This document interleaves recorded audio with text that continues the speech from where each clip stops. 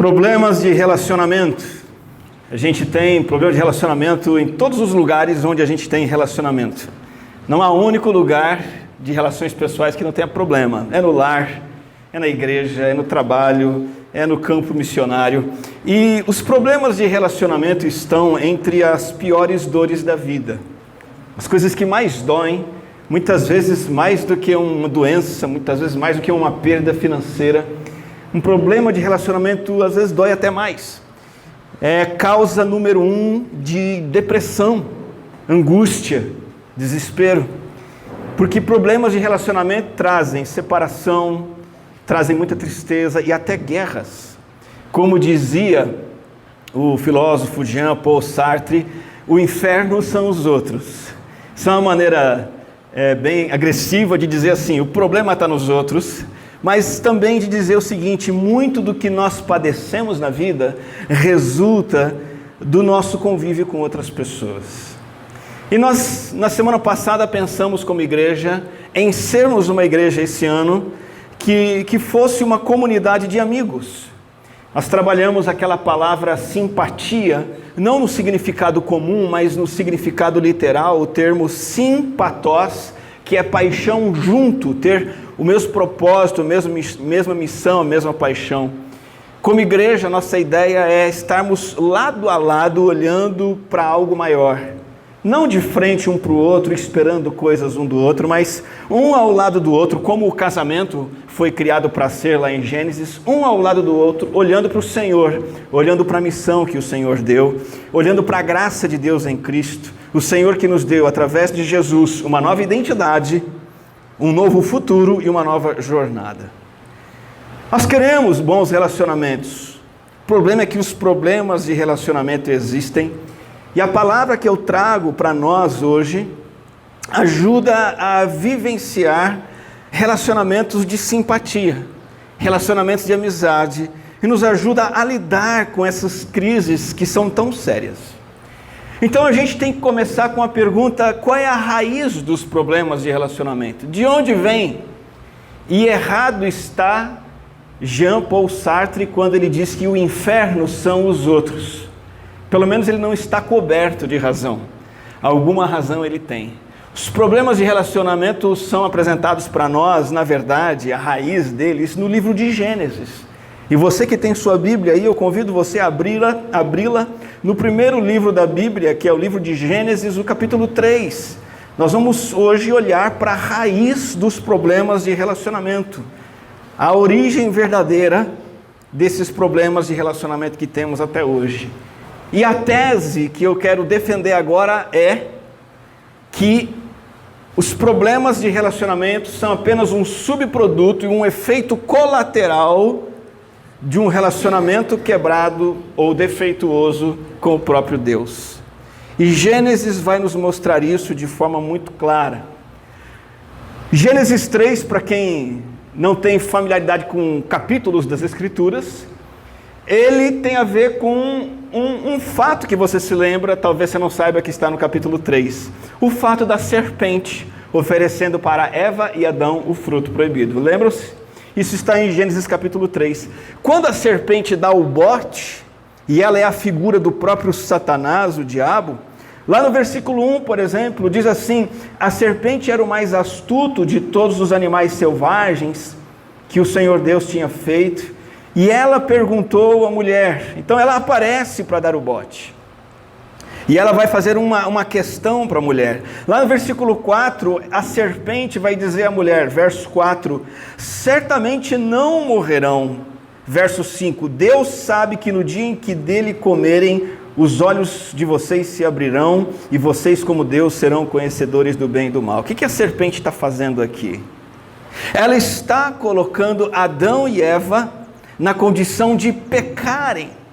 O bote da serpente não foi colocar Adão contra Eva e Eva contra Adão.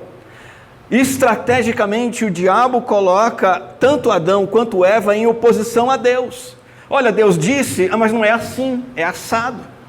Não liga para o que Deus falou, tem um plano melhor. Então ele oferece para Eva a ideia de que não preciso de Deus. Posso seguir meu caminho do meu jeito.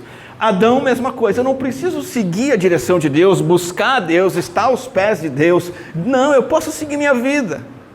E a partir do momento que a serpente oferece isso, o diabo oferece isso, ele sabe que a partir da quebra do vínculo com Deus, todas as coisas demais vão se quebrar, inclusive os relacionamentos interpessoais. Observe na sua Bíblia o versículo 6. Quando a mulher viu que a árvore parecia agradável ao paladar, era atraente aos olhos, além disso desejável para dela se obter discernimento, tomou o seu fruto, comeu, deu ao seu marido, que comeu também.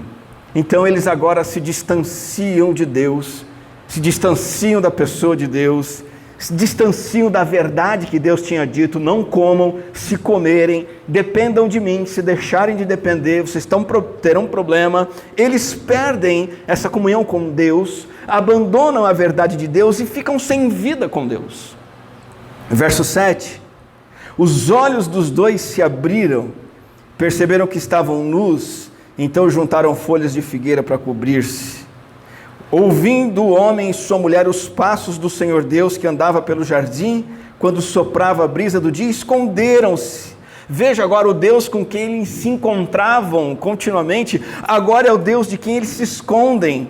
Eles se escondem de Deus, e o Senhor chama o homem, verso 9, perguntando: onde é que está você? E no versículo 10, Adão diz: eu ouvi teus passos no jardim, fiquei com medo, porque estava nu, por isso me escondi.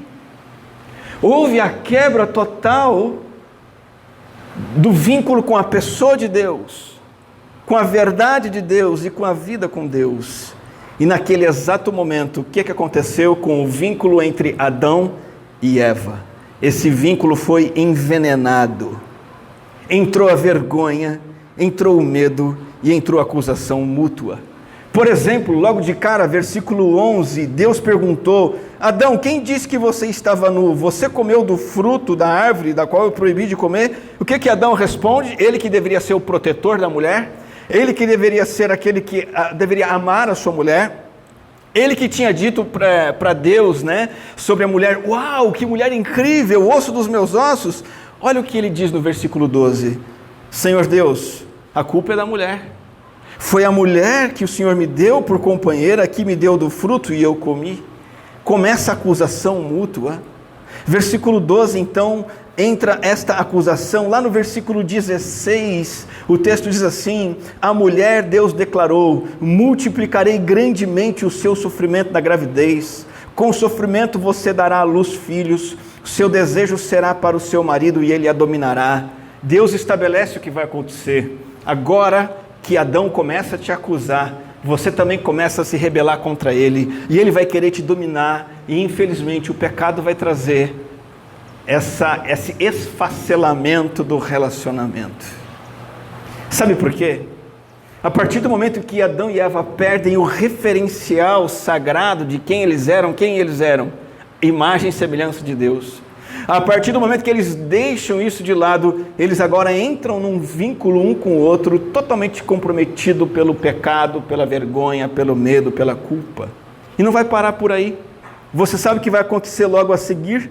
A Bíblia vai ser muito clara em narrar no capítulo 4, que a inveja vai continuar se perpetuando nos filhos de Adão e Eva, o ódio e o primeiro homicídio. E o primeiro homicídio da Bíblia é um fratricídio.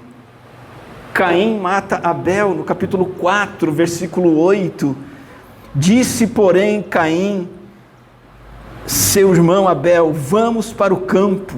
Ele convida o seu irmão para o campo. Quando estavam lá, Caim atacou o seu irmão Abel e o matou. Então o Senhor perguntou a Caim: onde está seu irmão Abel? Respondeu ele: não sei, sou eu responsável pelo meu irmão.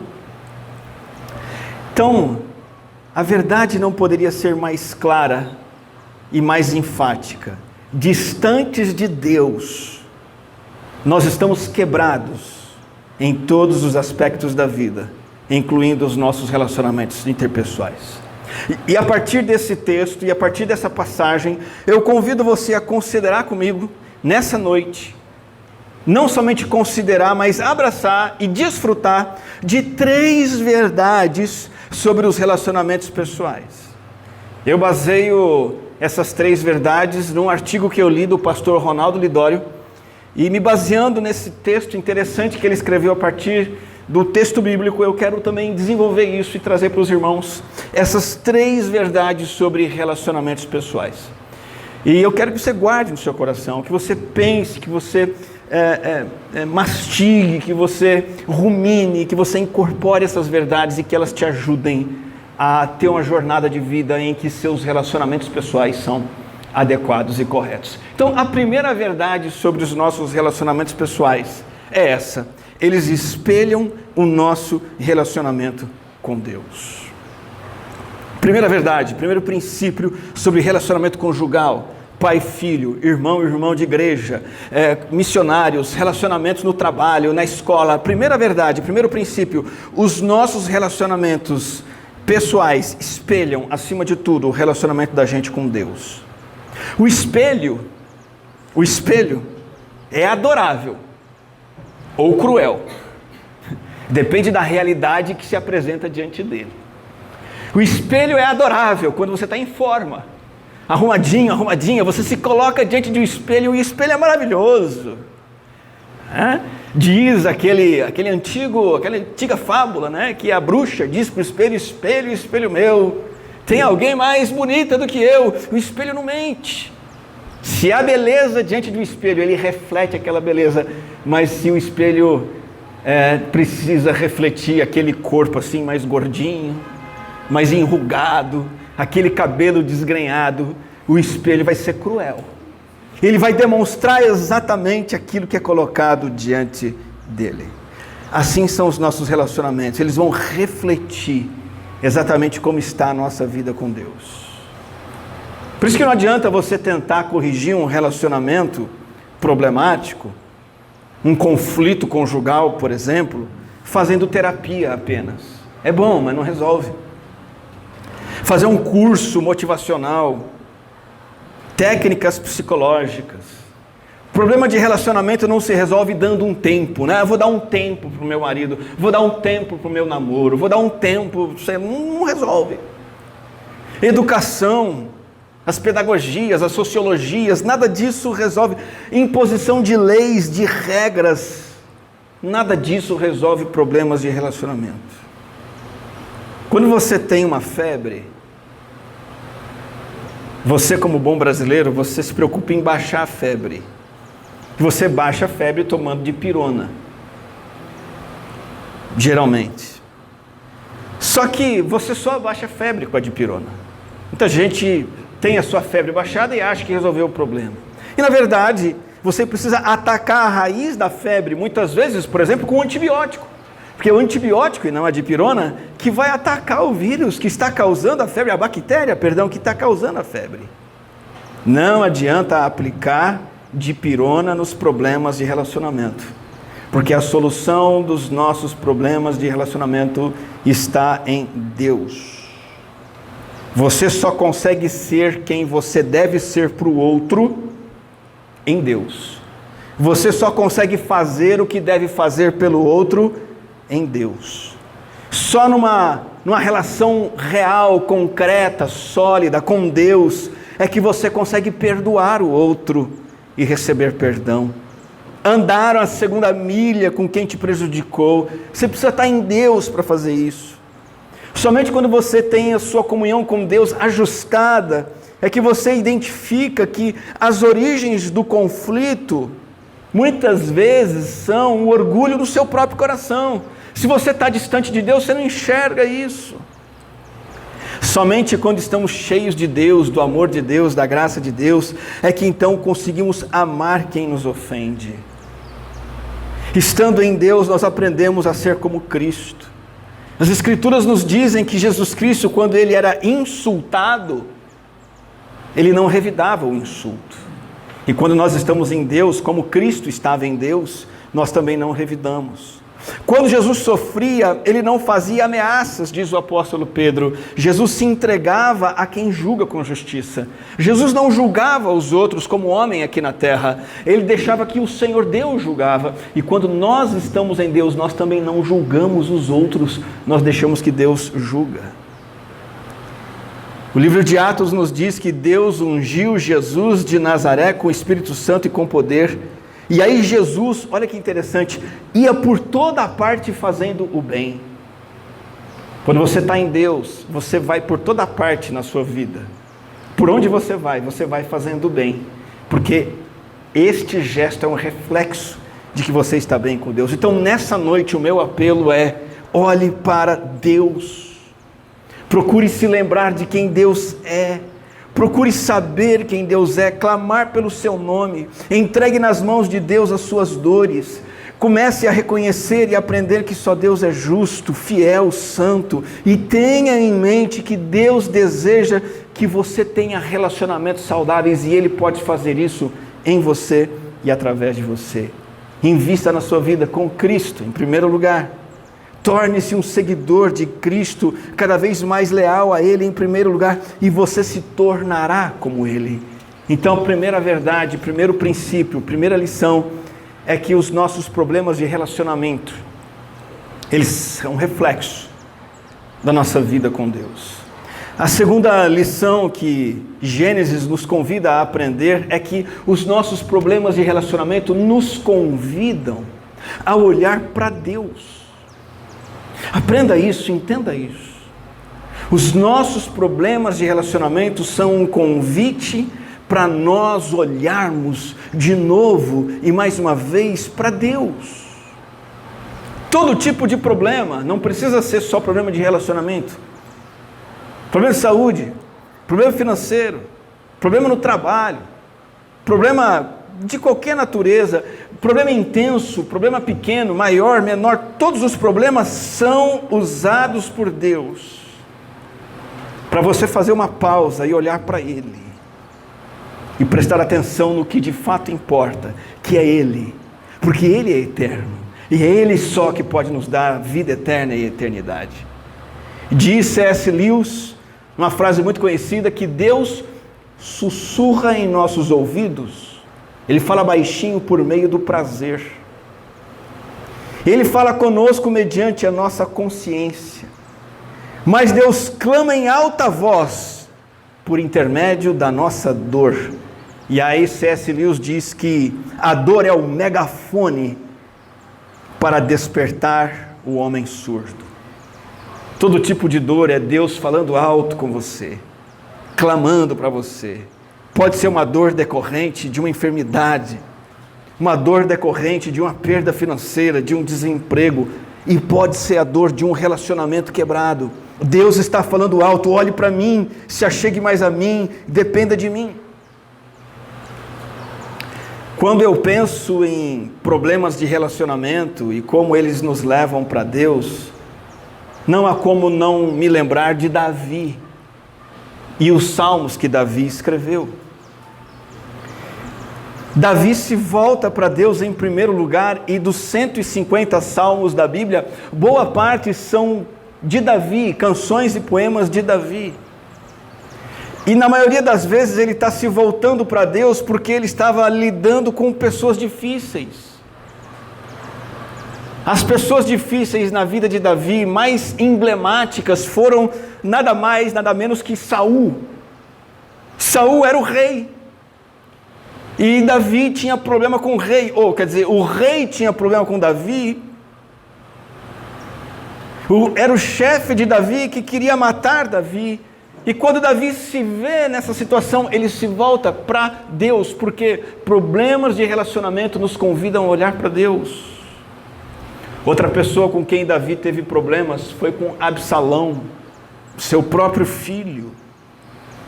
O filho que num dado momento, enquanto Davi é rei agora, vai puxar o tapete do próprio pai e tirar o pai do trono. E com esse filho se voltando contra ele, Davi se volta para Deus. E escreve salmos e composições e músicas de busca a Deus, de oração a Deus, de louvor a Deus. Porque problemas de relacionamento nos convidam a olhar para Deus e tirar os olhos das pessoas que estão causando problema. Outro grupo de pessoas que causou muito problema para Davi foram os filisteus, um povo inimigo do povo de Israel. E outros povos tantos que odiavam Davi, queriam acabar com Davi, e nesses problemas de relacionamento eram para Davi um convite para ele se voltar para Deus. E a gente gosta de pensar que Davi foi um homem segundo o coração de Deus, assim ele é conhecido, não é verdade?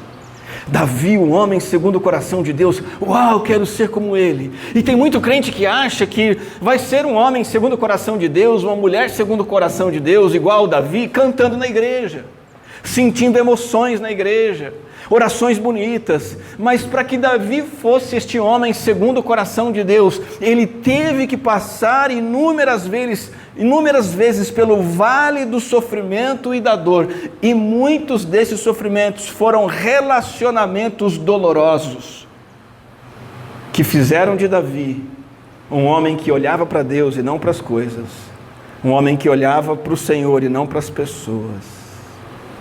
Por que que um problema nos faz olhar para Deus? Em primeiro lugar, porque mostra que Deus é suficiente. Quando você tem um problema, o problema diz assim para você: meu amigo, teu corpo não é suficiente, ele vai padecer. Quando o teu marido te desaponta, o que está acontecendo é o seguinte: não coloca todas as tuas fichas no teu marido, porque ele é falho. Aposte tudo em Deus, ele não falha. Quando sua esposa te desaponta, quando seu patrão te desaponta, quando o dinheiro acaba, tudo isso está dizendo para você: olha, essas coisas não podem te satisfazer. Não coloque teu amor nisso, não idolatre isso. Todas as coisas vão nos frustrar, exceto Deus, só Ele é suficiente. Os nossos problemas de relacionamento são um convite para você e eu olharmos para Deus. E os problemas de relacionamento também nos colocam de joelho em oração, como todos os outros problemas. Nos colocam de joelho em oração e nos fazem clamar: Senhor, me ajuda. Eu não entendo o que está acontecendo. Eu estou revoltado com o que está acontecendo. Isso não faz sentido, mas eu busco a ajuda do alto. E assim os problemas, também de relacionamento, são um convite para você olhar para Deus. Então temos duas lições aqui. Os nossos relacionamentos são um espelho da nossa vida com Deus. Os nossos relacionamentos, falhos que são, nos convidam a olhar para Deus. E nessa noite eu compartilho com você a terceira e última lição desse texto, que nos diz que os nossos relacionamentos devem, obrigatoriamente, ser tratados, enxergados com os olhos da fé.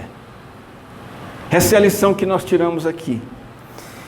Nós temos que olhar para as questões de relacionamento, as questões de casamento, as questões de filhos, as questões de irmãos da igreja, questões difíceis no trabalho. Nós temos que olhar para os relacionamentos com os olhos da fé. Ora, o que significa isso, olhar com os olhos da fé?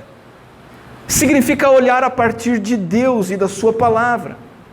Quando você escuta o chamado do Evangelho e diz: sim, eu creio, quando você é crente, quando você aceita Jesus, o seu chamado é ouvir o que Deus diz e obedecer em tudo na vida, inclusive na maneira que você se relaciona com os outros. E quando você olha para os teus relacionamentos com os olhos da fé, você vai ver que há propósitos maiores, propósitos eternos por trás de coisas do dia a dia. Um atrito, um desgosto, uma mágoa, uma decepção, uma ofensa, uma alegria, um momento gostoso, uma mensagem positiva, algo legal, seja lá o que for. Você, com os olhos da fé, percebe e compreende que isso tudo tem um propósito para a sua vida, para te quebrantar, para te fortalecer, para te amadurecer. E eu quero deixar bem prático para você o que exatamente significa tratar seus relacionamentos com os olhos da fé. Numa palavra simples, Enxergar os relacionamentos com os olhos da fé significa enxergar os relacionamentos biblicamente e tratar biblicamente as pessoas. Muitas vezes, com os olhos da fé, você vai enxergar lá que as causas do problema, parte delas, estão em você. Porque a Bíblia diz isso. A Bíblia diz que todos nós temos coração enganoso. A Bíblia diz que todos nós somos devedores, todo o nosso coração, como diz o reformador, todos nós temos um coração que é uma fábrica de ídolos. E quando você vem para a Bíblia, você começa a entender isso. Aos olhos humanos, os olhos humanos e não os olhos da fé, os olhos humanos só veem a culpa no outro. Não, mas a culpa é da minha esposa. Não, mas a culpa é da pessoa lá da igreja que é chata. É a pessoa da igreja que isso. É o meu irmão lá no meu quarto que aquilo. Os olhos humanos só veem a culpa no outro. Com os olhos da fé, os olhos bíblicos, nós enxergamos as nossas responsabilidades também. Tratar relacionamentos com os olhos da fé significa então que você vai mergulhar nas Escrituras para aprender o que a Escritura fala sobre como lidar com os outros. E a Bíblia, meu camarada, meu irmão, minha irmã, ela é muito específica nessa questão. A Bíblia está lotada de versículos que falam sobre instruções de relacionamento gerais, para com todos. E você, com os olhos da fé, você vai mergulhar nesse ensino, vai buscar esse ensino, vai se aprofundar nele para você praticar isso. Porque os nossos relacionamentos são um convite para nós tratarmos as pessoas com os olhos da fé. E a Bíblia fala, mas é interessante que quando as cartas às igrejas no Novo Testamento são escritas, essas cartas vão trazer instruções muito específicas e detalhadas para cada relacionamento da vida. A Bíblia diz exatamente como um marido crente deve tratar a sua esposa. Quais deveres que ele tem para com ela. Tratar com os olhos da fé, a esposa, é não fazer o que eu acho melhor. Os olhos humanos sempre vão pensar assim, o que é melhor para mim agora. Os olhos humanos vão me levar a agir por impulso, precipitadamente. Os olhos humanos vão me levar a agir no calor da emoção, com ressentimento e vingança. Mas a Bíblia vem e diz assim, marido, trata a sua esposa assim, assim, assado. Você tem mergulhado nesse ensino das Escrituras? Se não, você está perdendo tempo. A Bíblia, por outra vez, diz também para a esposa exatamente a maneira como ela deve tratar o seu marido. E enxergar o relacionamento com os olhos da fé é mergulhar nisso. Sabe o seu patrão? Olha aqui para mim. Sabe o seu patrão? Ele não diz exatamente o que você tem que fazer? E você não presta atenção e não faz o que o seu patrão manda você fazer? Por que você não faz isso com Deus, meu irmão, minha irmã? Deus é o patrão maior e Ele está dizendo para você o jeito que você tem que tratar sua esposa, seu marido, seus filhos, seus pais. A Bíblia fala como o empregado tem que tratar o patrão, fala. A Bíblia ensina como o patrão tem que tratar o funcionário, o empregado, ensina. A Bíblia ensina como lidar com o vizinho? Sim. A Bíblia diz como é que você tem que tratar o Lula? Sim, está na Bíblia. Se você não conhece, você está perdendo tempo. A Bíblia nos instrui até mesmo como devemos tratar as pessoas que pisam na bola com a gente.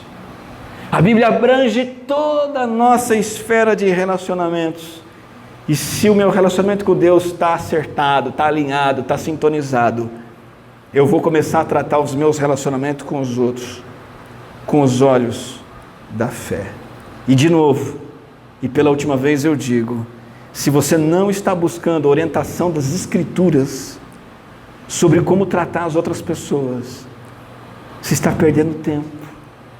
E você está semeando vento para colher tempestade. E os problemas de relacionamento com certeza virão. Quando nós tratamos os nossos relacionamentos com os olhos da fé, nós enxergamos a nossa culpa, nós mergulhamos nas Escrituras para aprender como lidar com os outros e nós aprendemos a perseverar nos relacionamentos. A Bíblia nos ensina isso. Aos olhos humanos, o olho humano é um olho que enxerga o seguinte: eu vou dar um fim. A perspectiva humana é a seguinte: eu vou dar um tempo. A visão humana é: eu vou me separar. Mas a Bíblia vai nos instruir como e porquê e de que forma podemos perseverar nos relacionamentos difíceis. Desejo do meu coração que essa palavra faça sentido para você hoje. Minha expectativa, e eu quero dizer isso no final desse momento de reflexão, que você abrace esses princípios. A raiz dos nossos problemas de relacionamento está num relacionamento complicado com Deus. Então alinhe a sua comunhão com Deus. Olhe para Deus e comece a enxergar os relacionamentos interpessoais pela fé. O espelho, ele sempre é agradável ou cruel, depende do que é colocado na frente dele. Que o seu relacionamento com Deus, e aqui eu quero convidar você, nesse momento, para um minuto de reflexão, em um momento de oração, em um momento de resposta. Essa é a hora, e esse é o momento, e nesta ocasião da palavra, eu queria que você, aí no teu coração, pensasse, se voltasse para Deus. O seu relacionamento com Ele. Peça ao Senhor uma restauração no seu relacionamento com Ele. E Cristo pode lhe oferecer isso. Peça ao Senhor que sustente a sua comunhão com Ele. Peça ao Senhor que te abrace, te acolha e que você esteja voltado para Ele.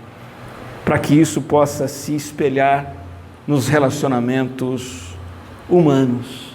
Que você possa então ter relacionamentos com os outros que são amorosos, perdoadores, bem-intencionados, e que você possa ser um promotor da paz. Curve sua cabeça, feche os seus olhos, vamos ter um momento de oração agora nesse sentido.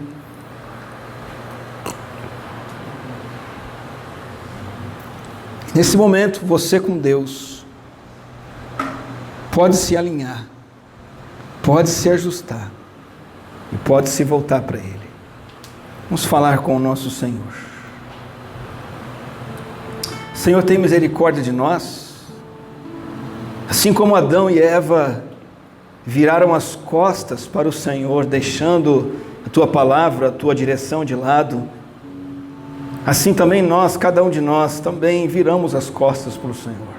Não damos a Ti a importância, a honra que o Senhor merece. E assim como Adão e Eva acabaram colhendo problemas, como inveja, medo, vergonha, culpa, acusação e até mesmo um assassinato, assim também temos vivenciado dia após dia problemas nos nossos relacionamentos pessoais. Mas aprendemos essa lição hoje, Deus, e queremos nos voltar para Ti de todo o coração.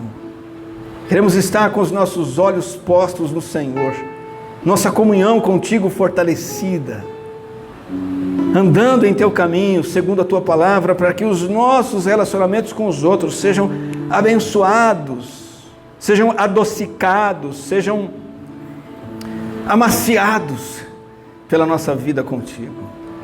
Nos ajuda a tratar as outras pessoas com os olhos da fé, a partir daquilo que a Tua palavra nos diz.